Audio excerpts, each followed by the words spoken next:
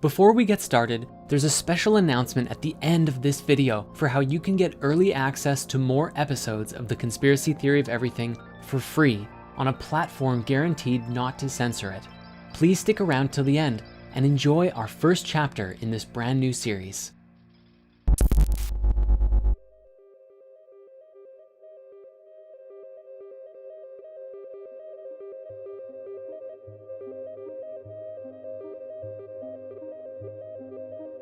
Welcome to what may very well be one of the most important videos we've ever made. Now, in order to even begin this video, I must first establish this disclaimer. This video is a set of hypotheses, an exploration of the world, and while many ideas will be explored, what we are sharing here is not meant to be taken as definitive truth. We're not claiming this is entirely made up of facts. Rather, we are attempting to explore a deeper, perhaps darker, area of human consciousness and see the bigger picture of what is really going on. Please have your own experience, do your own research, and don't be afraid to go deeper down the rabbit hole, for the truth is often stranger than fiction. There's no denying that the collective human consciousness is in quite of a pickle today. It is chaotic and overtaking itself and all of nature. Because of the internet, we have nearly real-time access to information, and yet most people are only seeing a particular slice of the story. For example, the algorithms behind what you find when you use Google, Facebook, YouTube, and almost every other social network are designed to show you what you're already looking for, or what the computer code thinks you want to see based on other people's behavior. Unless you're actively searching for new information, to find something different, or follow someone who is creating content that is going down rabbit holes and sharing what they find, what you get is generally what you're already accustomed to seeing. You only see what you want to see. Further, due to the controversial nature of many ideas, especially those labeled as conspiracy theories, many ideas are not explored by the masses because when they hear about it, they see that these ideas are ridiculed and they write them off as nonsense or dangerous extremism. Following the herd mentality makes it easier to dismiss exploring new ideas, so people can easily go along with their lives. This is critical because the ability to change one's belief changes your experience of life, and most people are happy just letting things be as they are. A minority of people are compelled to seek higher truth at all cost, and certainly most of us know that sometimes it can be very hard to empathize with those who choose comfort over following their passions. As the saying goes, you can take a horse to water, but you can't make it drink, and trying to convince others to think differently only leads to distress on everyone's part. As many ancient texts will suggest, this is not how true wisdom is passed on. This creates a sort of self-created deception and distraction from the bigger picture, which is rarely explored. If you're already familiar with spirit science, we've talked before about how everything is connected. This was even a fundamental part of my own awakening, where I had a transcendent experience that all things were one, unified and stemming from and linking to a singular greater whole.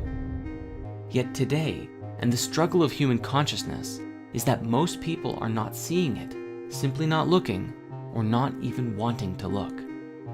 In modern science today, there are many scientists searching for an all-pervading theory of everything, something that unifies quantum mechanics and the theories of relativity. And so today, we respectfully present to you the conspiracy theory of everything. I invite you to watch this with the intention of self-reflection, for as is the nature of consciousness itself, pointing the finger and blaming others only creates more of the same cycle that we've been trapped in. Liberating ourselves from the illusion is the only way to really break free of the shackles that bind us to our lower state of being.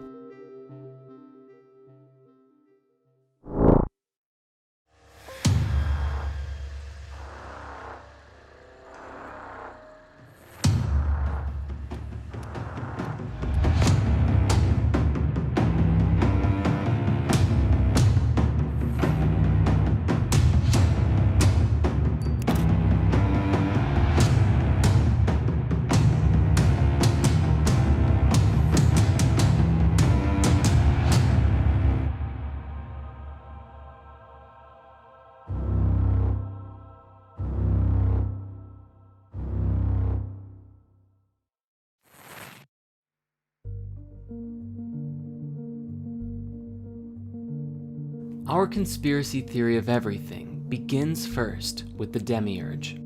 The Demiurge is an ancient Greek and Gnostic concept describing a consciousness that is considered to essentially be the creator of the physical universe, but not the supreme creative force behind all things. A good way to explore this idea is through The Matrix, a science fiction story that suggests everything we think we know of as the real world is nothing but an illusion, a false world within which most are imprisoned, unable to effectively identify what is real.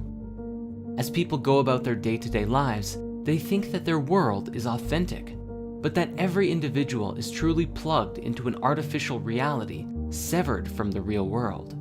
While people suffer, there is a tremendous benefit to the ruling overlords, who in the film were a form of AI.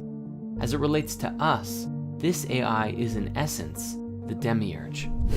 The Demiurge was described as a force, a deity, or a consciousness who was responsible for the creation of the physical world and reality.